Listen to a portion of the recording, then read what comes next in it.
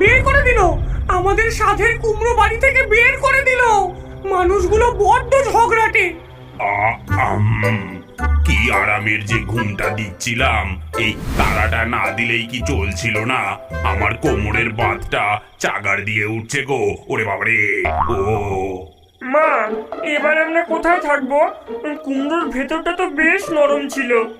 আর কুমড়ো নয়, দুদিন পরেই তো কেটে তরকারি বানিয়ে ফেলবে। গতবার লাউয়ের ভেতরে ছিলাম, সেটাও চাল কুমড়ো ভেবে কেটে নিল। আমাদের একটা পাকা পোক্ত বাড়ি চাই, এমন বাড়ি যা মানুষ খাবে না কিন্তু দেখতে সুন্দর। ভুতুড়ে পরিবার উড়তে উড়তে এসে পৌঁছালো হরিপদর বাড়ির উঠোনে। উঠোনের এক কোণে মাথা উঁচু করে দাঁড়িয়ে আছে এক বিশাল তাল গাছ।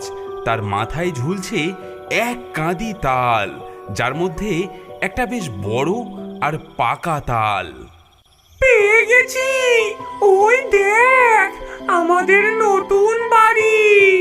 হ্যাঁ, তাল গাছ অত উঁচুতে আমি উঠতে পারবো না যে। তার চেয়ে চলো কোনো শেওড়া গাছেই থাকি। বাবা, তুমি তো দেখছি কুড়ের বাদশা। মা, চলো তো, ওই তাল গাছটাই আমার পছন্দ। দোতলা বাড়ির মতো লাগছে। ঠিক বলেছিস, আজ রাত থেকে ওটাই আমাদের নতুন ঠিকানা, তাল প্রসাদ। পরিকল্পনা মতো তিনজন হাওয়ায় ভেসে তাল গাছের মাথায় উঠল, কিন্তু ভূতনাথ সে পাকা তালটা ধরতে গিয়ে তার ধাক্কায় পাকা তালটা দুম করে উঠোনে পড়ে গেল। গেল গেল গেল, আমার তাল প্রাসাদ ভেঙে গেল যে। এখন আমাকে এই গাছের মগ ডালেই মনে হচ্ছে বাকি জীবনটা কাটাতে হবে। চুপ করো তো, আমি পেতনি। বেঁচে থাকতে বাড়ির চিন্তা করতে হবে না। পেতনি মাটিতে নেমে এলো।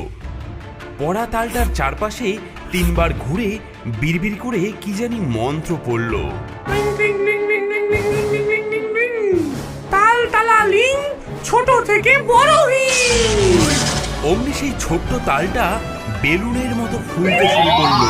দেখতে দেখতে একটা আস্ত ঘরের মতো বড় হয়ে গেল। ভেতরে ঢোকার জন্য একটা গোল দরজাও পর্যন্ত তৈরি হয়ে গেল। ওয়াও মা, তুমি তো জাদুকর, কিন্তু ভেতরটা যে একদম ফাঁকা। ফাঁকা থাকবে কেন? তুই আছিস কি করতে? যা, হরিপদর বাড়ি থেকে কিছু জিনিসপত্র ধার করে নিয়ে আয়। এক্ষুনি ছুটে যাচ্ছি মা।